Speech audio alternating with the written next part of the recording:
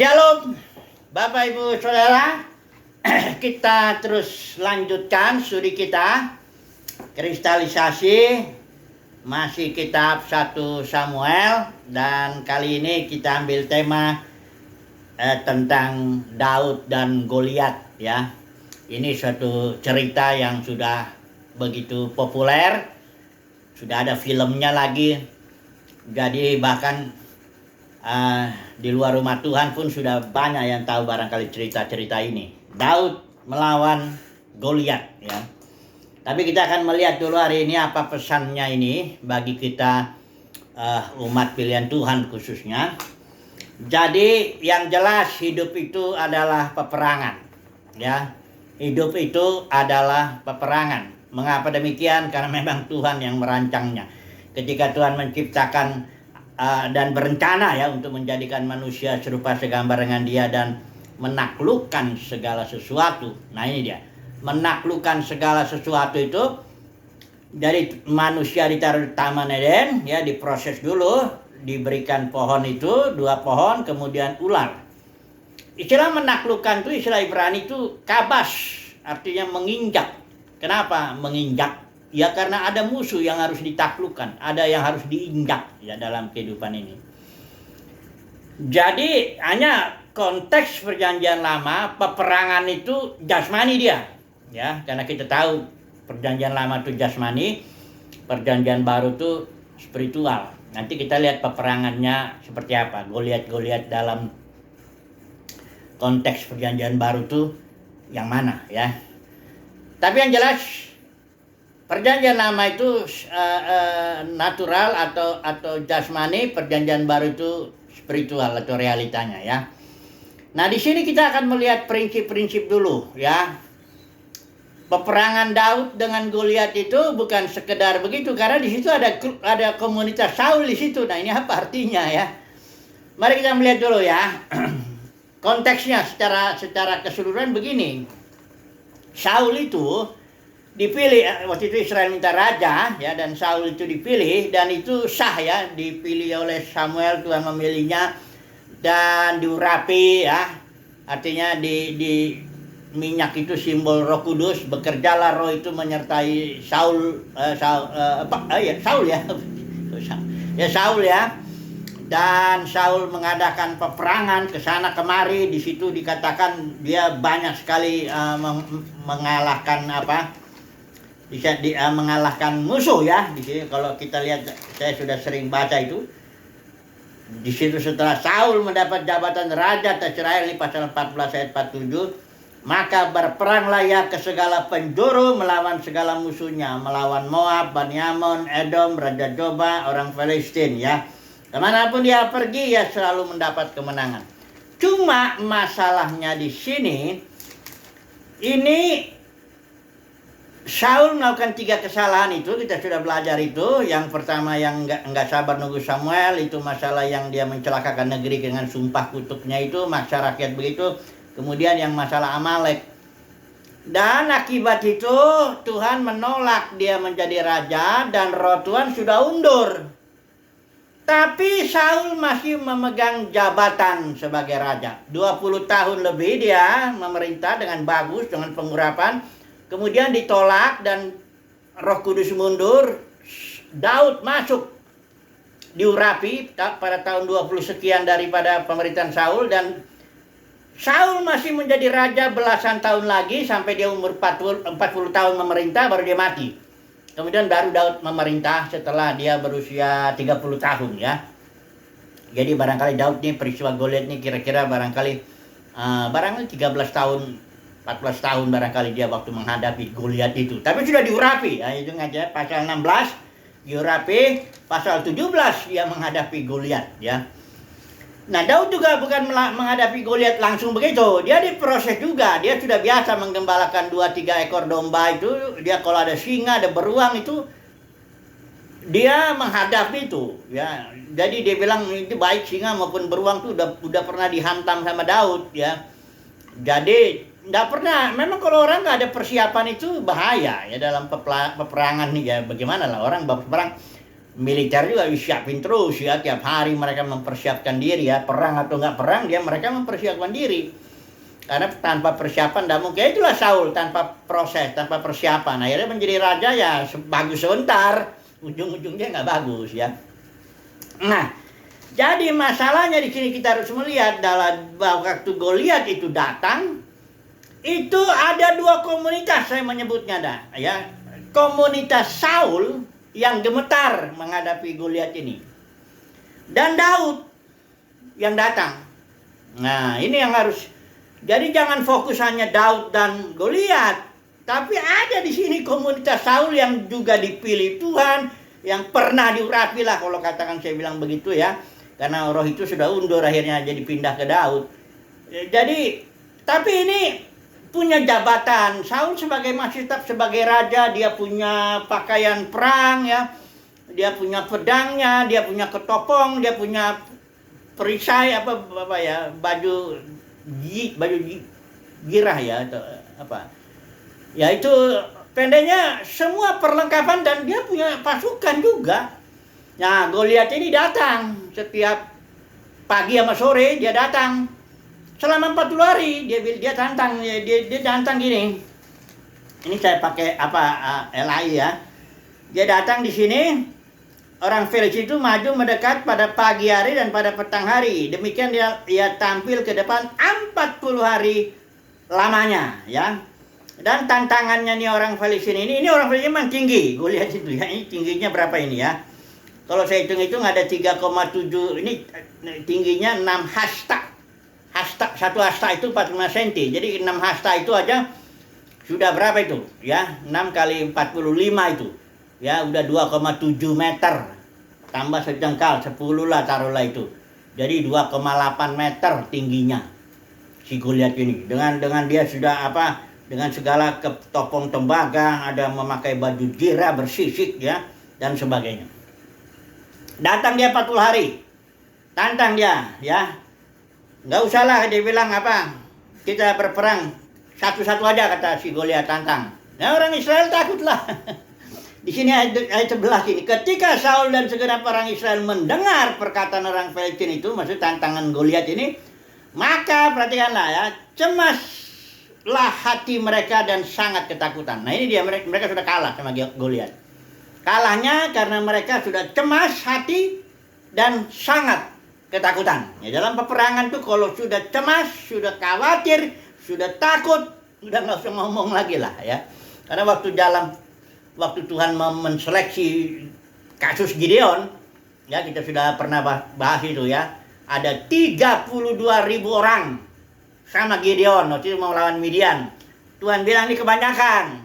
Aku tidak suka dengan banyak orang yang teriak-teriak haleluya, haleluya, tapi ternyata dites dulu. Siapa yang takut mundur?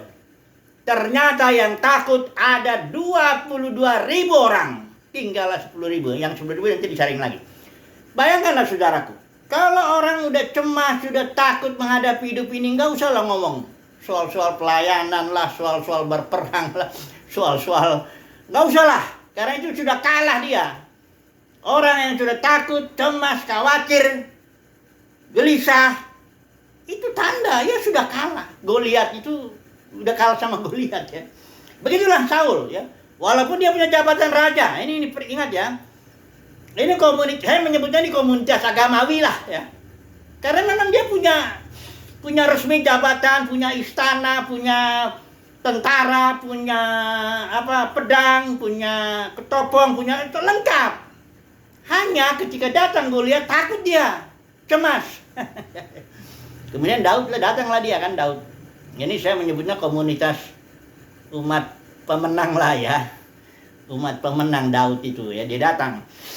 Dia datangnya hanya itu gara-gara disuruh Isai, disuruh bapaknya. Itu lihat dulu, karena saudara-saudaranya Daud ini udah semua di situ, ada berapa ini? Eliab yang sulung, Abinadab kedua, sama anak yang ketiga dari anak-anak Isai ini ikut Saul ya, jadi pahlawan ikut perang sama Saul. Walaupun ini termasuk yang takut juga saudara-saudaranya ini, karena dikatakan di sini seluruh Israel itu udah ketakutan. Ya, Saul dan seluruhnya ini anak-anak Isai semua yang takut. Daud datang. Suruh Isai dia datang sana. Dia tanya-tanya, ada apa ini? Kok apa? Daud mendengar tantangan orang ini, orang Filistia Goliat ini. Tiba-tiba karena itu Eliab marah. Ayat 28 nih. Ketika Eliab kakaknya tertua mendengar perkataan Daud, ini Daud selalu bilang gini, ini siapa ini orang-orang ini yang berani menantang? Daud bilang barisan daripada Elohim yang hidup, kata Daud. Ya. Jadi Daud sudah siap lah menghantam itu, ya. Walaupun katanya dijanjikan mau ada dijanjikan 3 ya. Oleh Saul ini ada upah lah begini. Ayat yang ke-25. Jadi dikatakan orang yang mengalahkan dia akan dianugerahi raja, kekayaan yang besar. Raja akan memberikan anaknya perempuan, kaum keluarga bebas dari pajak. Ini komunitas Saul ini biasa main upah ini. Ya, udah kalau komunitas agama ini kalau nggak ada upah, nggak ada uang, nggak mau dia melayani, nggak mau perang dia. Ada upah pun kalau lawannya Goliat ya nggak mau juga. Susah ini kalau komunitas agama ini, susah ya. Kasih upah pun nggak mau juga. Kalau Daud nggak mikir upah sebenarnya, dia cuma mikir siapa ini yang menghina, mencemoohkan barisan daripada Elohim yang hidup. Itu yang Daud ini. Karena Daud nanti datang, kita lihat. Dia bukan datang mengandalkan dirinya atau peralatannya. Kan Saul bilang, aduh kamu nggak mungkin bisa melawan dia. Kata Saul. Ya waktu perkataan Daud kedengaran, Daud dibawa ke Saul. Saul lihat Daud kan, waduh. Kamu nggak mungkin lawan dia. Dia sudah jadi tentara, sudah lama, dari sejak mudanya, kamu masih muda begini. Tapi karena Daud bilang, saya udah biasa hantam beruang, hantam singa. Akhirnya ya oke lah, biarlah Tuhan menyertaimu. Dicobalah dikasih pedangnya, semua pakaian senjatanya itu. Peralatan perangnya Saul, pakai ke Daud. Daud coba dia, nggak bisa. Nggak jalan ya. Nggak bisa kata Daud, kamu nggak bisa pakai yang ini katanya. Jadi peralatan agamawi ini nggak bisa dikasih untuk orang-orang yang diurapi ya. Orang yang diurapi ini, para pemenang ini dengan urapan yang baru, air anggur yang baru, nggak bisa masuk kirbat yang lama. Air anggur yang baru mesti dengan kirbat yang baru juga. Yang ini yang lama ini udah air anggur yang lama yang sudah mengeras kirbatnya, ini udahlah. Udah begitunya ini ya. Nggak ada lagi bisa dipulihkan lagi, nggak mungkin lagi itu. Udah begitu terus itu ya. Jadi Daud nggak bisa pakai kirbat yang lama ini, pakai persenjataan Saul lah, semuanya ketopong, nggak bisa. Akhirnya Daud bilang, sudah, aku nggak biasa pakai ini. Dia cuma bawa ini aja. 5 batu, masukin kantung gembalanya, dibatongkan dengan ketapel. Ketapel itu jepretan begitu ya. Cuman itu yang dia peralatan nggak masalah bagi dia, karena dia datang bukan karena mengandalkan peralatan perang. Dia datang, dikatakan di sini diperhatikan, aku datang dengan nama Tuhan yang hidup. Ayolah kata Daud. Engkau mendatangi aku, kata Daud sama Goliat. Engkau mendatangi aku dengan peralatan seperti itu, tapi aku mendatangi engkau dengan nama Tuhan. Ini dia. Dia mengandalkan Tuhan benar-benar si Daud ini ya. Dan memang pengurapan itulah yang akan mengajari Daud untuk berperang. Sederhana aja, waktu di ketapel begitu, itu karena pengurapan, maka ketapel batunya itu masuk ke jidatnya si Goliat itu, masuk tenggelam, merembes masuk ke otaknya itu, jadi benteng itu, otaknya itu kena, terjerumuslah si Goliat ini, ya, pantung sama Daud, ya, selesai, ya. Nah mari kita aplikasikan dulu ya sekarang. Pendek ceritanya begitu ya. Ceritanya sederhana ya, tapi sebenarnya maknanya dalam. Coba dulu kita lihat dunia kekristenan saat ini ya. Dunia kekristenan ini udah mirip-mirip ini dengan komunitas Saul ya. Kenapa mirip? Kan pengurapan gereja mula-mula, organisme dengan dahsyat itu ya. Ketika itu dalam 200 tahun tanpa peralatan, tanpa gedung. Ya. tanpa apa-apa yang ada dalam sekarang dalam kekristenan itu nggak ada dalam gereja mula-mula. Bukan karena belum kemajuan zaman, bukan itu aja. Ya.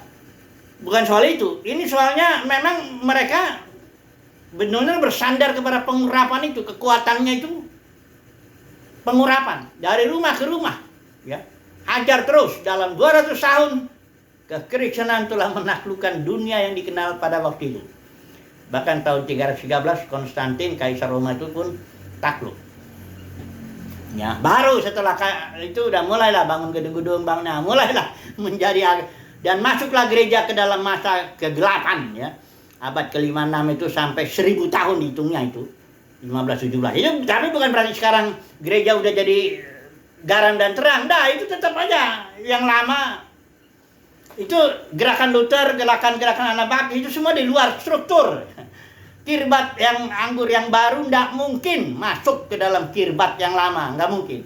Kirbat yang lama itu sudah dirancang memang makin lama makin keras. Nggak akan bisa terima pewahyuan firman, nggak akan bisa menerima pengurapan yang segar, nggak bisa. Kalau orang gerakan Tuhan dalam sejarah gereja selalu di luar struktur, nggak pernah ada di dalam, ya. Nah, jadi dunia kekristenan sekarang bagaimana ini? Saya melihatnya sekarang, ya, karena gereja mula-mula itu yang tadi penuh pengurapan organisme itu pecah menjadi ribuan. 5.000 yang bisa 10.000 barangkali sekarang ini. Karena pecahnya itu terus, tambah itu, nggak pernah berkurang. Saya belum pernah ada lihat dua denominasi bergabung, ya. Yang saya selalu lihat itu pecah terus, ya. Sinode ini pecah, sinode ini pecah, sinode pecah. Nggak pernah ada sinode bergabung itu. Ya digabung lagi dengan satu organisasi yang lebih besar, ya sama aja sebenarnya. Jadi komunitas Saul ini mirip-mirip lah dengan dunia kekristenan saat ini, mirip lah, ya. Nah, kenapa mirip? Karena sebagaimana komunitas Saul, jabatan ada, uang ada, karena Saul mengenakan pajak, karena memang itu sudah aturannya. Pajak, makanya dia pernah bilang sama seorang Benyamin, kalau misalnya anak Isai itu jadi raja itu, apa bisa dia ngasih sama kamu ladang-ladang kebun, terus ngasih kamu jadi kepala pasukan ini, nggak bisa.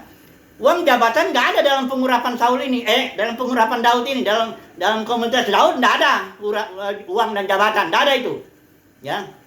Peralatan pun sederhana aja, apa adanya aja, ya. Ketepel, batu, apa semuanya, tongkat, yang apa adanya aja. Kalau dalam komunitas Saul, lengkap. Upah juga ada di situ, uang, jabatan, istana, apa lagi tuh? Pakaian tentara, pakaian perang, lengkap udah semua, ya. Pasukan-pasukan juga ada, jabatannya Abner juga ada di situ, semuanya lengkap. Tapi kalah sama Goliat. Kalahnya kenapa? Takut, cemas. Jangankan menghadapi, diancam aja begitu, udah langsung takut. Nah, saya lihat dalam kekristenan ini, ya nggak semua, ya, tapi saya yakin sih, ya, gedung ada, ya, uang jabatan ada, apa lagi? Semuanya ada lah.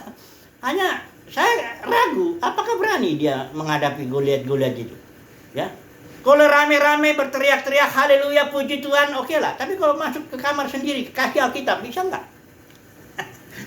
Bisa nggak bertarung sama setan itu sendiri di kamar? Kunci kamar itu. Jangan terlalu banyak ngomong di luar gitu, ya. Atau hadapi kehidupan inilah.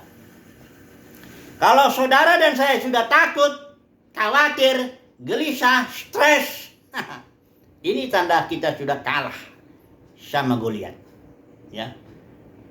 Sekali lagi, ya, tandanya sekarang ini kan saya aplikasikan ke dalam konteks perjanjian baru, ya. Nanti saya baca nih ada satu bagian firman Tuhan mengenai peperangan itu. Kalau kita dalam menjalani kehidupan ini sudah takut, sudah khawatir, masa depan lah, ya, kesehatan lah, apapun yang bisa dikhawatirkan 1001 macam. Makanya sampai ada orang yang bilang nggak mungkin lah kita bisa hidup tanpa kekhawatiran, katanya. Padahal kekhawatiran itu dosa itu, dan itu satu kesalahan. Karena firman Tuhan bilang jangan khawatir. Nah, kalau engkau khawatir, kau dosa. Banyak orang pikir, khawatir biasalah itu. Mana mungkin orang hidup tanpa kekhawatiran, katanya. Ya memang orang-orang komunitas Saul itu begitu ngomongnya. Nggak mungkin. Saul juga bilang begitu sama Daud. Lihat Daud muda, nggak mungkin lah kamu bisa melawan Goliat. Aku aja takut. Nggak mungkin katanya Saul itu. Ini komunitas ini selalu ngomongnya nggak mungkin ini. Nggak mungkin kita hidup tanpa kekhawatiran. Nggak mungkin kita hidup tanpa apa. Ingat ya, saya nggak bilang hidup tanpa peperangan. Karena hidup pasti berperang. Masalahnya kita bisa berperang, menang, tidak khawatir. Bisa. Itulah tandanya kita menang. Tanda kemenangan, tanda para pemenang itu apa? Sukacita di dalam batin. Itu tanda pemenang. Ya. Kalau sementara di sini masih dipenuhi sukacita, roh kita bersemangat, membara, senang Tuhan, senang memuji, senang. Kalaupun ada masalah di luar, kalaupun kita barangkali apapun yang terjadi itu nggak masalah itu. Ya, mau disenangin orang, mau dianggap penyesat, nggak masalah itu, bukan itu. Saul ini grupnya ini, ini saling puji memuji nih. Ini mayoritas ya dalam kekristenan. Ini saling apa? Ada di situ uang jabatan cuma puji memuji lah mereka. Ya, tapi kalau ini dan ternyata ini nanti akhirnya kita lihat Saul itu ngejar-ngejar Daud. Biasa begitu itu ya.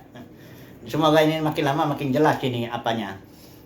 Komunitas Saul yang agamawi itu dengan komunitas Daud yang memang ada pengurapan segar. Pewahyuan baru ya. Nah, saya baca dulu lah lebih dalam lagi barangkali supaya kita jelas mengenai peperangan ini ya.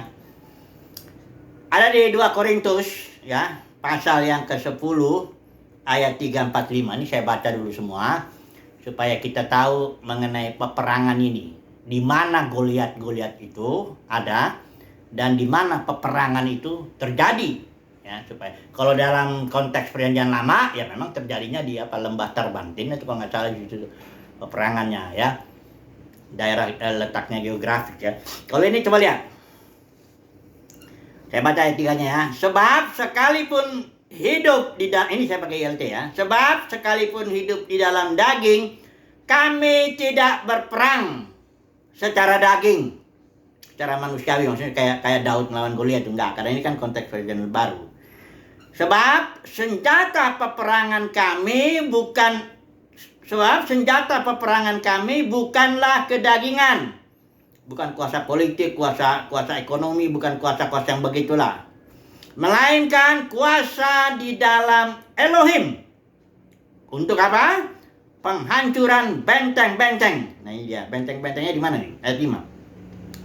Untuk meruntuhkan pemikiran-pemikiran. Nah ini dia, bentengnya itu pemikiran. Nah. Dan setiap tempat tinggi yang diangkat melawan pengetahuan akan Elohim. Maksudnya kesombongan pikiran ini. Untuk, di sini dikatakan lagi, untuk menawan setiap akal. Ini nih otak ini nih. Ke dalam ketaatan Kristus. Nah, jadi udah jelas ini kan? Peperangan kita ini bukan yang lahiriah. Kita nggak menggunakan kekuatan ekonomi, kekuatan daging, kekuatan politik, kekuatan apa, kita nggak pakai itu. Sama seperti Daud datang. Aku nggak datang engkau datang dengan senjata dan apa, aku datang dengan nama Tuhan. Itu kayak gitulah ya. Kuasa kita adalah Christ in you. Kerajaan sorga yang dalam batin kita ini, Kristus yang dalam batin kita ini, itulah kekuatan kita. Nah, sekarang Goliatnya di mana? Peperangannya di mana? Di sini, di pikiran. Pikiran itu kayak lembah Tarbantin, daerah peperangan. Siapa saja bisa. Musuh itu bisa melemparkan apa saja masuk. Orang lagi kebaktian pun bisa masuk pikiran-pikiran yang paling jorok sekalipun. Itu belum kalah. Ingat. Kalau pikiran kita diserang dengan pikiran kekhawatiran, pikiran ketakutan, pikiran kegelisahan, pikiran jorok, paling jorok pun masuk ke dalam pikiran, kita belum kalah. Karena itu pikiran itu sebenarnya iblis maksudnya dia mau masuk ke dalam roh kita, membuat kita jadi batin kita khawatir, gelisah, takut, dan akhirnya bahkan menyetujui pikiran itu dan sebagainya. Itunya yang di ini. Tapi kalau datang pikiran-pikiran joroknya apapun juga, takut, khawatir, bisa apa, selama batin kita Christ in you, kita kadang-kadang kita abaikan aja, nggak usah terlalu diinin, nggak usah ditengking-tengking, teriak-teriak, setan keluar, nggak usah. Nanti malah ini yang keluar, ini urat apa, urat lehernya yang keluar, bukan setannya. Biarkan aja dia itu. Kita tetap Christ in you, ya, tetap tinggal dalam Kristus. Kalau selama di sini masih ada damai sejahtera, sukacita, semangat, roh menyala-nyala, kita lebih dari pemenang. Itulah kasih karunia Tuhan dalam batin kita. Kita lebih dari pemenang. Kalaupun datang pikiran ini, biarin aja. Ya, biarkan aja. Gak usah dipusingkan. Nanti juga hilang sendiri. Ya kan? Tapi kalau kita renungkan, misalnya datang pikiran khawatir. Si Goliat ini melemparkan panahnya, bisa lah begitu. Kita renungkan lah. Ya. Ingatlah ya, pemasukanmu berapa. Kebutuhanmu lihat, ya, anakmu apa semuanya. Kita hitung. Wah, nggak masuk. Pemasukannya segini, pengeluarannya begini. Wah, baru khawatir. Itulah kalah. Tapi kalau misalnya datang ini, kita diamkan aja. Christ in you, haleluya. Kita maju terus, jalani hidup ini. Nah, itu kita menang. Gitu ya. Nah, dalam kekristenan secara khusus ini, saya mau bicara nih mengenai firman yang baru. Dalam kasus Daud itu kan ada pengurapan. Nah, dalam kekristenan kan ini sebenarnya selalu ada makanan yang sehat, yang baru, yang segar. Tapi dunia kekristenan ini, komunitas Saul ini biasanya menolak, bukan biasanya menolak. Hampir dapat dipastikan menolak. Saya mau jelasin aja ini, kenapa dia menolak. Pertama itu gini. Roh itu saya menganggap kayak ruangan kaca. Saudara bisa bayangkan itu ruangan kaca semua. Kan ada kadang-kadang itu gedung itu kaca semua. Ya. Jadi saudara bisa lihat dari sana dan sinar matahari bisa masuk. Nah, sinar matahari inilah pewahyuan itu. Makanan segar ya, pengurapan itu masuk ke situ. Kalau pikiran itulah kacanya ini. Inilah rohnya nih, batin dia. Kalau kacanya ini kotor, hitam, gelap ya, penuh prasangka, pikiran-pikiran menentang, ya, itu tidak bisa sinar cahaya masuk, ya, ke blok. Ini benteng ini, pikiran ini, nggak bisa masuk dia pewahyuan itu. Sebagai contoh, ini benteng yang paling mengerikan dalam dunia kekristenan itu adalah benteng aliran, karena memang dunia kekristenan penuh perpecahan. Kalau dia aliran misalnya Injili, ada orang karismatik ngomong, mesti begini kalau mau dipenuhi roh, mesti begini, entah apapun dia, pokoknya kalau udah karismatik ngomong, awas, pokoknya kau bukan aliranku. Aku sudah punya di sini tokoh-tokoh yang ku percayai. Kau bukan dari sini, salah kau. Gitu kan. Itu benteng aliran itu. Jadi kau bukan pendeta kan? Engkau sekolah teologinya begini kan? Pokoknya salah. Nah, udah benteng pokoknya. Pokoknya kau bukan aliranku, salah kau. Waduh. Bagaimana lagi mungkin, makanya ini aliran yang makin tua ini makin mengeras ini. Nggak bisa dapat sesuatu yang baru, nggak bisa dapat pewahyuan yang baru. Pokoknya udah bener lah ini. Pokoknya kami udah bener, udahlah katanya. Udah susah ini ya. Udah susah ini. Makanya aliran itu nggak pernah ada kebangunan rohani dalam aliran dalam suatu kerajaan atau denominasi yang dia udah besar begitu. Bangga dia kan kayak Saul itu bangga. Nggak bisa lagi. Jangan haraplah di situ. Kalau mau cari makanan yang segar, keluarlah dari situ. Makanan segar itu selalu ada di luar struktur, nggak pernah ada di dalam. Nggak pernah. Ya, gereja Laodikia yang bangga, aku kaya, aku memperkayakan diriku, aku tidak kekurangan apa-apa, tahu Yesusnya ada di luar. Siapa yang mau berfellowship dengan Yesus, keluarlah dari situ. Temuin Yesus itu ada di luar, nggak di dalam dia. Yesus tidak pernah ada di dalam dunia keagamaan. Lihat deh, Sanhedrin itu. Sanhedrin itu dunia keagamaan. Ada bait sucinya, ada upacara korbannya, ritual-ritualnya, ada organisasinya, mahkamah agama itu 70, imam besar, ketuanya, Kayafas zaman itu kan. Ada anggotanya, ada bahkan tentaranya, tentara bait itu yang menangkap di Taman Getsemani itu tentaranya itu, ya. Ada uang situ, ada jabatan di situ, macam-macam situ. Yesus jadi di mana? Saya tanya dulu, Yesus di mana? Atau Yohanes Pembaptis di mana dia? Enggak ada di situ. Dia di luar Yesus ini dengan di khotbah itu di apa mimbarnya itu apa langit apa tuh. Pendeknya di luar ini ya, khotbah di bukit lah, khotbah di laut lah, khotbah di rumah-rumah lah. Makanya kalau saya yakin ya, kalau engkau umat pilihan Tuhan, engkau akan mendengar suara Tuhan. Wahyu 18 ayat 4. Perhatikan itu. Hai umatku, pergilah daripadanya, supaya engkau jangan terkena malapetaka-malapetakannya. Puji Tuhan lah, kesimpulannya kehidupannya peperangan. Ya, jangan terlalu agama, ya keluarlah dari komunitas agama itu ya. Kalau mau menaklukkan Goliat dengan pengurapan yang baru, karena Goliatnya nggak bisa dilawan dengan tentara, dengan komunitas agama Saul, nggak bisa. Goliat ini hanya bisa ditaklukkan oleh Daud dengan pengurapan dari Tuhan itu. Puji Tuhan lah, haleluya, amin.